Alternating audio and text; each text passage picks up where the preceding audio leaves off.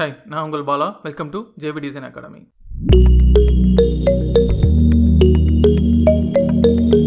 First எல்லாருக்கும் ரொம்ப நன்றி. நம்ம சேனல்ல கொஞ்சம் கொஞ்சமா நியூ வியூவர்ஸ்லாம் வரீங்க. கமெண்ட் செக்ஷன்ல ஹெல்த்தி கான்வர்சேஷன் நான் பாக்குறேன். இந்த சேனல் நீங்க ஃபர்ஸ்ட் டைம் பாக்குறீங்கன்னா வெல்கம் டு மை சேனல். நம்ம சேனல்ல ஃப்ரீலான்ஸ் கைட்லைன், சாஃப்ட்வேர் டியூட்டோரியல்ஸ் எல்லாம் போடுவோம். Please subscribe and join our family. இந்த வீடியோல ஃபைவர்ல எல்லாரும் கேட்கிற கேள்விக்கு நான் பதில் சொல்ல போறேன். எல்லாரும் கேட்கிற மெயின் கேள்வி என்னன்னா, எப்படி என்னோட கிக்கை நான் ஃபர்ஸ்ட் பேஜுக்கு மூவ் பண்றது? இதுல நான் சில சஜஷன் சொல்றேன். அதுக்கு முன்னாடி ஒரு சின்ன டிஸ்க்ளைமர். இங்க நான் சொல்றது எல்லாமே ஃபைவர்ல எங்கேயுமே சொல்லல. இங்க நான் சொல்றது எல்லாமே என்னோட எக்ஸ்பீரியன்ஸ்ல நான் ட்ரை பண்ண சஜஷன் மட்டும் தான் உங்களுக்கு சொல்றேன். எப்படி என்னோட கிக் வந்து 4th to 5th பேஜ்ல இருந்து நான் ஃபர்ஸ்ட் பேஜுக்கு எப்படி கொண்டு வந்தேன் அதுதான் சொல்ல போறேன். சோ என்னோட கருத்து மட்டும் தான் இங்க சொல்ல போறேன். இது வந்து மத்த சேனல்ல கம்பேர் பண்ணது கொஞ்சம் டிஃபரெண்டா இருக்கலாம்.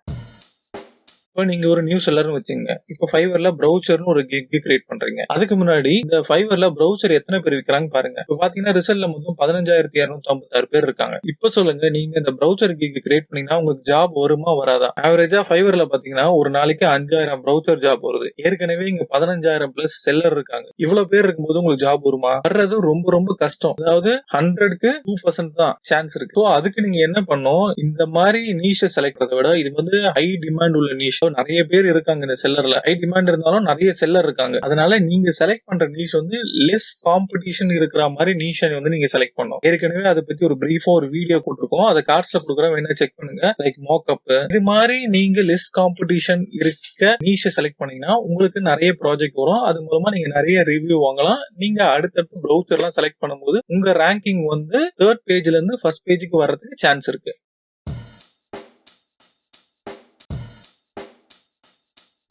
எப்படி ஃபர்ஸ்ட் பேஜ்ல நம்ம கிக் வருதுன்னு பார்க்க போறோம். இப்போ ஃபர்ஸ்ட் ஒரு செல்லர் இருப்பாரு. இப்போ இந்த ப்ரௌசர்னு கிக் எடுத்துங்களேன். யாரு வந்து ப்ரௌசர்னு இந்த கீவேர்டை ஃபர்ஸ்ட் என்டர் பண்றாங்களோ அவங்களுக்கு வந்து ஃபர்ஸ்ட் பேஜ்ல எப்பவுமே ஒரு இடம் இருக்கும். அன்லெஸ் அவங்க ஜாப் வந்து நல்லா பண்ணாத போது அவங்களோட மத்தவங்க ஜாப் நல்லா பண்ணாங்கன்னா இவங்களோட மேல வரலாம். ஆனா இவருக்குன்னு அந்த ஃபர்ஸ்ட் பேஜ் வந்து எப்பவுமே இருக்கும். இவரு கொஞ்சம் ஜாப் பண்ணிருந்தாலும் கண்டிப்பா ஒரு எப்பவுமே இந்த ஃபர்ஸ்ட் பேஜுக்குள்ளதான் அங்க இருப்பாரு. இப்போ இந்த செல்லர் பாருங்க, நான் 2014 இருந்து பாக்குறேன். இந்த செல்லர் எப்பவுமே இந்த ரோல தான் இருப்பாரு. நான் என்ன சொல்ல வரேன்னா, நீங்க கிரியேட் பண்ற கீவேர்டு வந்து ஃபர்ஸ்ட் டைம் நீங்க தான் அதை போடுறீங்கன்னா கண்டிப்பா உங்களுக்கான அந்த பொசிஷன் வந்து இந்த நியூ பேஜ்ல எப்பவுமே இருக்கும். ஆனா அந்த கீவேர்டுக்கு வந்து ஜாப் வரணும். அந்த கீவேர்டு ஜாப் வரணும். ஜாப் வர மாதிரி உள்ள கீவேர்டு போடணும். நீங்க உடனே நினைக்கலாம், இப்பதான் எல்லாருமே யூஸ் பண்றாங்கல்ல கீவேர்டு, எல்லா கீவேர்டும் யூஸ் பண்றாங்க, எப்படி நான் இந்த மாதிரி கீவேர்டு புதுசா கண்டுபிடிக்குதுன்னு சொல்லிட்டு.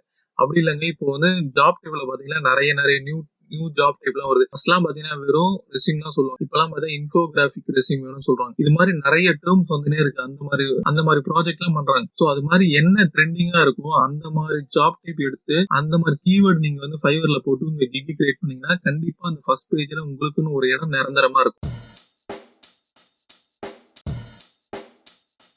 சரி, இப்போ நான் ஏற்கனவே ஒரு கிக் வச்சிருக்கேன். இது 3வது பேஜ்ல இருக்கு. இது எப்படி ஃபர்ஸ்ட் பேஜ்ல நம்ம மேனுவலா கிரியேட் பண்றதுன்னு பார்க்கலாம். இதுக்கு நீங்க ஒரு ஆப்ஷன் வந்து டெய்லி இதை பண்ணணும். என்னன்னா டெய்லி உங்க கிக்கை வந்து நீங்க சோசியல் மீடியால ஷேர் பண்ணணும். எப்பவுமே பாத்துங்க, ஃபைவர் வந்து 50% வந்து உங்க கிக்கை வந்து ப்ரொமோட் பண்றாங்கன்னா, அதாவது வியூவர்ஸ் கிட்ட காமிக்கிறாங்கன்னா நீங்க வந்து ஒரு 50% வந்து ஒர்க் பண்ணணும். ஸோ ஃபைவர் வந்து சர்ச்ல வந்து அவன் காமிப்பான். நீங்க வந்து டெய்லி சோசியல் மீடியா ஷேர் பண்ண அது மூலமா அவனுக்கு வந்து நிறைய கிளைண்ட்ஸ் வரலாம். ஃபார் எக்ஸாம்பிள் ட்விட்டர், ஃபேஸ்புக் அது மாதிரி நீங்க ஷேர் பண்ண எதனா ஒரு கிளைண்ட் உங்க லிங்க் கிளிக் பண்ணி வரலாம். அதெல்லாம் ஃபைவர் கண்டிப்பா நோட் பண்ணுவாங்க. அதெல்லாம் சொல்ல மாட்டாங்க. அது மூலமா நீங்க கிளைண்ட்ஸ் எதனா எடுத்து கொடுத்தீங்கன்னா உங்க மூலமா உள்ள வந்ததுனால உங்களோட பொசிஷன், ரேங்கிங் பொசிஷனை வந்து இன்க்ரீஸ் பண்ணுவாங்க. மெயினா என்ன நீங்க பாக்கணும்னா டெய்லி நீங்க சோசியல் மீடியால உங்க கிக்கை வந்து ப்ரோமோட் பண்ணணும். ஒரு நாள் கூட மிஸ் பண்ணக்கூடாது.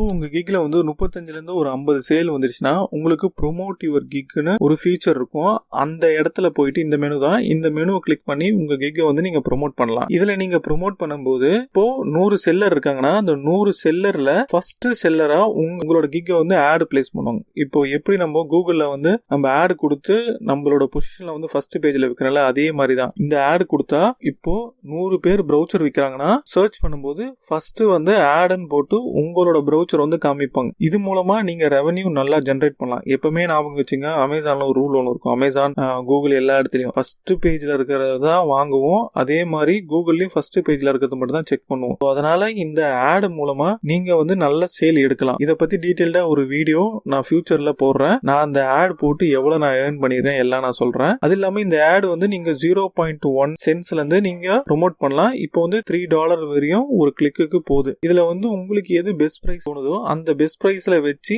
நீங்க உங்க கிக்கை வந்து ப்ரோமோட் பண்ணலாம். அது மூலமா நீங்க உங்க கிக்கை ஃபர்ஸ்ட் பேஜுக்கு மூவ் பண்ணலாம் டைரக்டா.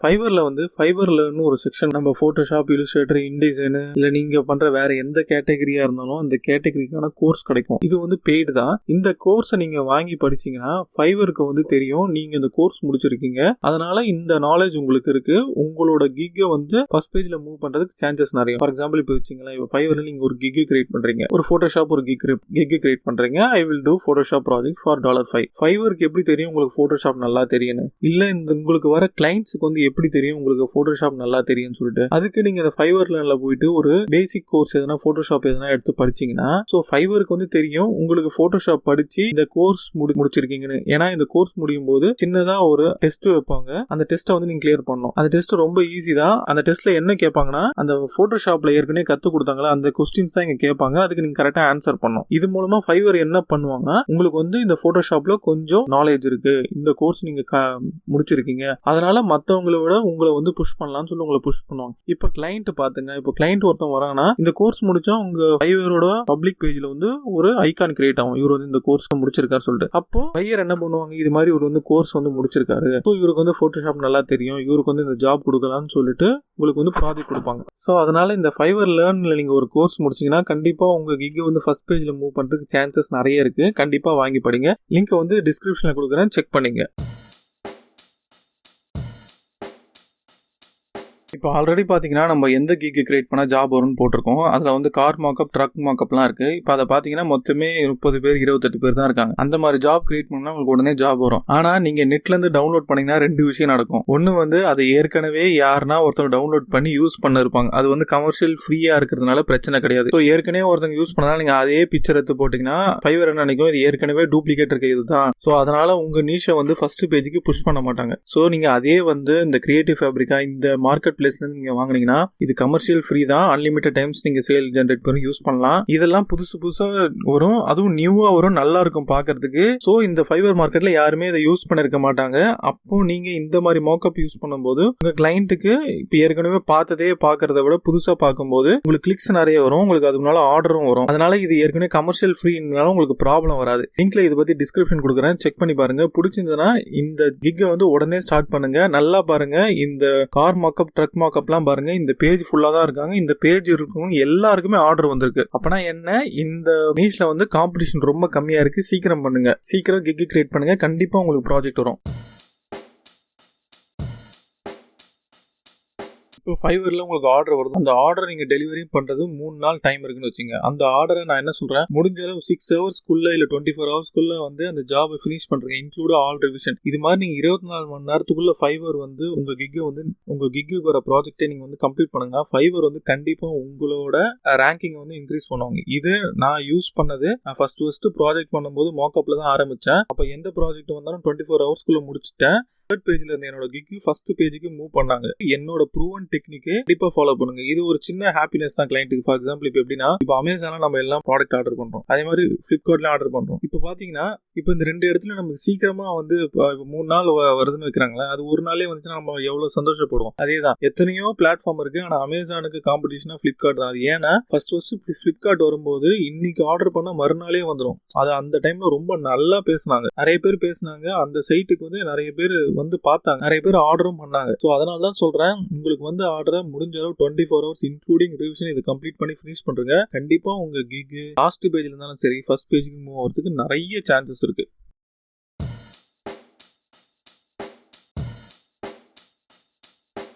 அடுத்து வந்து டைப்போங்க. உங்க ப்ராஜெக்ட் உங்களுக்கு ஒன்று வருதுன்னா அதில் வந்து கிளைண்ட் டெக்ஸ்ட் கொடுத்துருப்பாங்க. அந்த டெக்ஸ்ட்ல சில மிஸ்டேக்ஸ் சில சமயம் இருக்கலாம். அந்த மிஸ்டேக்கை நீங்கள் அப்படியே வந்து ப்ராஜெக்ட் பண்ணி ஃபினிஷ் பண்ணி கொடுத்தீங்கன்னா கண்டிப்பாக கிளைண்ட் வந்து இந்த ப்ராஜெக்ட் கேன்சல் பண்ணுறது வேலை கூட போகலாம். ஏன்னா டைப்போன்றது உங்களுக்கு பிடிக்கவே பிடிக்காது. அதே மாதிரி உங்களுக்கு ஒரு ப்ராஜெக்ட் வந்துன்னா அந்த ப்ராஜெக்ட் டெக்ஸ்ட்டை காப்பி பண்ணி வேர்டில் போடுங்க. அப்போ ஸ்பெல் செக் பண்ணுங்க. அந்த இடத்துல ஈஸியாக கண்டுபிடிச்சலாம் நம்ம ஸ்பெல்லிங் மிஸ்டேக் இருக்கா இல்லையான்னு சொல்லிட்டு. போட்டோஷாப், இல்லுஸ்ட்ரேட்டர், இன்டிசைன்லையும் இருக்கு, அது வேர்ட் அளவுக்கு பர்ஃபெக்டாக யூஸ் ஆகுது. அதுக்கு நான் ஒரு ஆல்டர்னேட்டிவ் டூல் சொல்கிறேன், அதை யூஸ் பண்ணி பாருங்க. கிராமர்லின்னு இருக்கு. இதுதான் இது கிளிக் பண்ணி, இது வந்து ஃப்ரீ தான். இதில் பெய்டும் இருக்கு, பெய்டு வாங்க தேவையில்ல, ஃப்ரீயே நமக்கு போதும். உங்களோட ப்ராஜெக்ட் நீங்கள் முடிச்சதுக்கப்புறம் அதை ஃபுல்லாக காப்பி பண்ணி இதில் போடுங்க. மிஸ்டேக் எதனா தான் சொல்லுவோம், கிராமட்டிக்கல் மிஸ்டேக் இருந்தாலும் சொல்லுவோம். அதே மாதிரி இங்கே கிளைண்ட்டுக்கு எதனா ஒரு மெசேஜ் அனுப்பும்போது அதை காப்பி பண்ணி இதில் போட்டிங்கன்னா, ஒரு இமெயிலோ மெசேஜோ எதனா அனுப்பும்போது காப்பி பண்ணி இதில் போட்டிங்கன்னா உங்களோட கண்டென்ட்டை இதில் என்ன தப்பு இருக்குது, இந்த வேர்டுக்கு பதில் எந்த வேர்டு யூஸ் பண்ணலாம், அதெல்லாம் இது வந்து சஜஷன் சொல்லும். மிஸ்டேக்ஸும் பர்ஃபெக்டாக சொல்லும். நான் இதை தான் இப்போ கிளைண்ட்டுக்கு நான் மெசேஜ் அனுப்பும்போது இதை யூஸ் பண்ணிருக்கேன். அதே மாதிரி நீங்களும் யூஸ் பண்ணுங்கள்.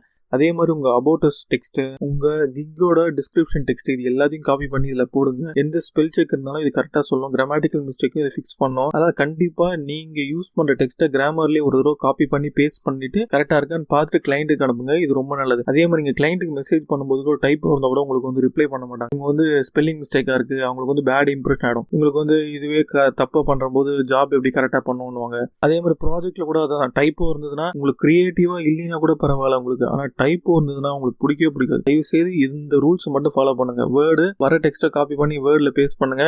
முடிஞ்சா ரெண்டுத்துல எதனா ஒன்று ஃபாலோ பண்ணுங்க. கண்டிப்பாக உங்களுக்கு வந்து சக்ஸஸ் ஆகும். நான் இப்போ கிராமர்லி தான் யூஸ் பண்ணுறேன். வேர்டு அவ்வளோ நான் யூஸ் பண்ணுறதில்ல இப்போ.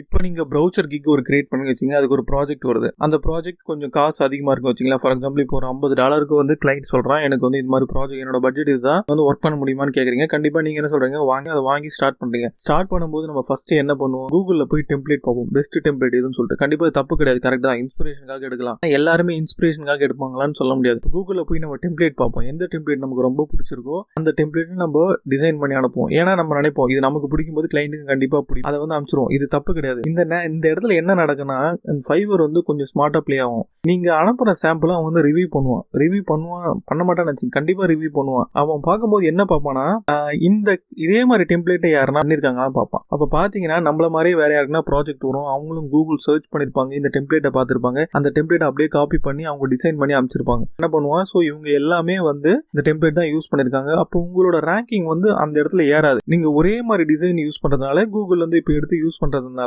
உங்களை எல்லாத்தையும் ஒரு 3rd page, 2nd page, 4th பேஜ்ல வச்சிரும். இப்போ இந்த இடத்துல நீங்க எப்படி பண்ணனா, நமக்கு ரொம்ப ஹை எண்ட் கிரியேட்டிவ் இல்லைனா கூட நம்மளால முடிஞ்ச கிரியேட்டிவ் எதனா ஒன்று ஒரு இன்ஸ்பிரேஷன் கூட எடுத்து அதுல நம்ம என்ன இன்புட் தரோம், என்ன தரோம், அந்த மாதிரி நீங்க பண்ணீங்கன்னா கிளைண்ட்டும் அப்ரூவ் பண்ணுவான், ஃபைவர் வந்து ரிவ்யூ பண்ணுவான். இது யாருமே பண்ணாத டிசைனா இருக்கு, எல்லாருமே டெம்ப்ளேட் தான் யூஸ் பண்றாங்க, இவன் மட்டும் டிஃபரெண்டா யூஸ் பண்றான், சோ இவனை வந்து ரேங்கிங் பொசிஷன் மூவ் பண்ணலாம்னு சொல்லிட்டு மூவ் பண்ணிருக்கான். என்னோட ஃப்ரெண்டு இதுதான் ஃபாலோ பண்ணா, அவன் ப்ரௌசர் கிக் தான் எடுத்தான். அவன் ஆரம்பிச்சது வந்து கொஞ்சம் லேட்டா தான் ஆரம்பிச்சான், 2016, 17ல தான் ஆரம்பிச்சான் எனக்கு அப்பதான். ஆனா நீங்க நம்ப மாட்டீங்க, ப்ரௌசர் கிக்ல ஃபர்ஸ்ட் பேஜுக்குள்ள அவனோட கிக் வந்து டிஸ்பிளே ஆகும். எப்பவுமே அவன் என்ன பண்ணுவானா, நெட்ல இருந்து டெம்ப்ளேட்டை பார்த்து அதை அப்படியே பண்ணவே மாட்டான். அப்படியே அவன் ஐடியாவை எடுத்து நிறைய சேஞ்சஸே பண்ணுவான். ஆனா பார்க்கறதுக்கு ரெண்டும் சிமிலரா தான் இருக்கும். அதை பண்ணி அதை கிளைண்ட்டுக்கு அனுப்புவான். இது பண்ணி பார்க்கும்போது பாத்தீங்கன்னா சர்டன் பீரியட்ல அவனுக்கு வந்து ஃபைவர் சாய்ஸ் கூட கொடுத்துட்டாங்க. அதனால தான் சொல்ல வரேன், இந்த ஃபைவர் வந்து ரொம்ப ரொம்ப ஸ்மார்ட்டா ப்ளே ஆகும். நம்ம நினைச்சுக்கலாம் இது வந்து ஃபைவருக்கு தெரியாதுன்னு சொல்லிட்டு, எல்லாமே செக் பண்ணுவாங்க. நீங்களே யோசிச்சு பாருங்களேன், நம்மள மாதிரி ப்ராஜெக்ட் வரும்போது நிறைய பேருக்கு வரும்போது ஃபர்ஸ்ட் நம்ம கூகுள்ல தான் போய் சர்ச் பண்றோம், எந்த டெம்ப்ளேட் நல்லா இருக்கு, இந்த டெம்ப்ளேட் நல்லா இருக்கா, இந்த டெம்ப்ளேட் நல்லா இருக்கான்னு சொல்லிட்டு. டெம்ப்ளேட் மட்டும் தயவு செய்து காப்பி பண்ணுங்க, உங்களுக்குன்னு ஒரு ஸ்டைல் வைங்க. அதே மாதிரி கிக் பேஜ் கிரியேட் பண்ணும்போது கூட நெட்ல எந்த டெம்ப்ளேட் நல்லா இருக்குன்னு சொல்லிட்டு அதை எடுத்து அதை அப்படியே வைக்காதீங்க. அதை எடுத்து வச்சீங்கன்னா அதே மாதிரி ஒரு 100 பேர் வச்சிருப்பான். உங்களுக்கு காப்பிரைட் ஸ்ட்ரைக் வந்துச்சுன்னா கண்டிப்பா அந்த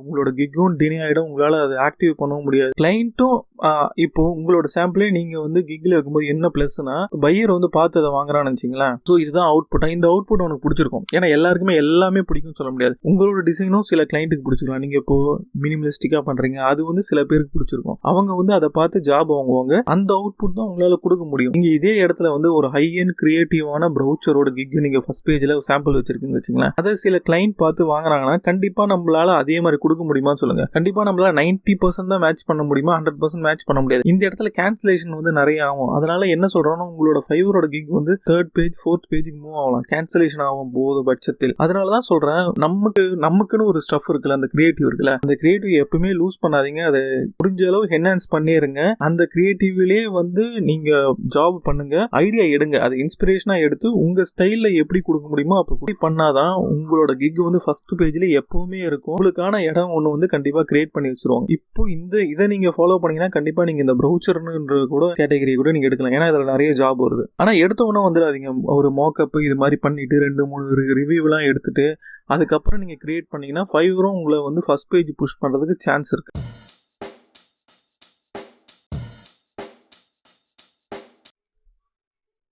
அதே மாதிரி இந்த ஃபைவரில் பார்த்தீங்கன்னா நிறைய அப்டேட் வரும். இப்போ எப்படின்னா சப்ஸ்கிரிப்ஷன் பிளானு, ப்ரொமோஷனல், அதை உங்கள் கிக்கை வந்து ப்ரொமோட் பண்ணுறது, கெட் ஆஃபர், இது மாதிரி நிறைய வரும். இதை பற்றி உங்களுக்கு ஒரு டீட்டெயில்டாக வீடியோ வேணா சொல்லுங்கள், கண்டிப்பாக நான் பண்ணுறேன். இது ஏன் நீங்கள் வந்து இதை ஆப்ட் பண்ணோம்னா, இப்போ ஒரு புதுசாக ஒரு ப்ராசஸ் வந்து ஃபைவரில் எடுத்துன்னு வராங்கன்னா கண்டிப்பாக அதில் கேட்பான், நீங்கள் இதில் வரீங்களா, ஜாயின் பண்ணுறீங்களா இல்லையான்னு கேட்பான். அது மாதிரி நீங்கள் ஜாயின் பண்ணீங்கன்னா உங்களோட கிக்கை வந்து 3rd பேஜில் இருந்தாலும் 1st பேஜில் எடுத்து வச்சு பார்ப்பான் இந்த டூல் வந்து எப்படி ஒர்க் ஆகுது. ஃபார் எக்ஸாம்பிள் இப்போ வந்து சப்ஸ்கிரிப்ஷன் ஒரு பிளான் இப்போ வந்து எல்லாமே போயிட்டு இருக்கு. இது எல்லாருக்குமே கொடுக்கல, சில பேருக்கு தான் கொடுக்குறாங்க. யாரும் வந்து ஆப்டின் பண்ணாங்களோ அவங்களோட கிக் பேஜ்லாம் பார்த்தீங்கன்னா 1st பேஜில் வச்சிருக்காங்க. அப்போ வந்து பார்ப்பான் ஃபைவர் வந்து இது யாரா வாங்குறாங்களா இந்த சப்ஸ்கிரிப்ஷன் பிளான் மாதிரியா இருக்குன்னு சொல்லிட்டு அவன் செக் பண்ணும்போது கண்டிப்பாக உங்களுக்கு லாஸ்ட் பேஜில் வைக்க மாட்டான், 1st பேஜில் தான் வைப்பான். ஸோ இப்போ அவங்களோட கிக்லாம் 1st பேஜில் இருக்கு. இதில் நான் என்ன சொல்ல வரேன்னா, ஃபைவரில் பார்த்து வாட்ச் பண்ணிருங்க. நிறைய வந்து டெஸ்ட் பண்ணுவாங்க. அந்த டெஸ்ட்லாம் ஆப்டின் பண்ணி நம்மள வந்து ஓகே என்னோட கிக் வந்து நீங்க வந்து யூஸ் பண்ணீங்க, இதுல இந்த மாதிரி டூல், இந்த கெட் ஆஃபர், இந்த ப்ரொமோஷன்ல பாருங்கன்னும் போது உங்களோட கிக் வந்து 1st பேஜுக்கு அவன் ப்ரொமோட் பண்ணுவான். நீங்க நல்லா பண்ணீங்கன்னா அவங்க கண்டிப்பா உங்களை 1st பேஜ்லயே கூட அவன் வச்சுப்பான். அவ்வளவுதாங்க, இந்த வீடியோ முடிஞ்சிச்சு. இந்த வீடியோ நான் சொன்னது எல்லாமே பாத்தீங்கன்னா என்னோட ஓன் எக்ஸ்பீரியன்ஸ். அது இல்லாம என் ஃப்ரெண்டுக்கு நான் வந்து சொன்னது, அந்த என் ஃப்ரெண்டு எப்படி வந்து அந்த ஹை காம்படிஷன் உள்ள ப்ரௌசரை வந்து எப்படி அவன் 1st பேஜ்ல அவன் கிக்க வர வச்சான்,